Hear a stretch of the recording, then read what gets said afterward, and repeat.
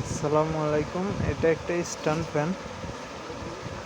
এই স্ট্যান্ড ফ্যানের বেশিরভাগ ক্ষেত্রে এগুলা বুশে হয়ে থাকে, আবার কিছু কিছু ফ্যানে বেয়ারিং হয়ে থাকে, কিন্তু যেটা বুশ করা থাকে ওগুলো আমরা এভাবে একটা কুমায় করে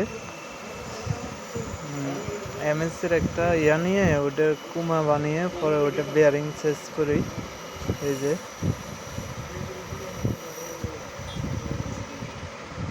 এই মাথাতে ভিতরে দিয়ে দেওয়া হয়েছে, উপরে বেয়ারিংটা সেট করা হয়েছে। এগুলো খুবই সিস্টেমটা ভালো। বেয়ারিংটা লাগালে ফ্যানটা দীর্ঘদিন টিকে, সমস্যা হয় না।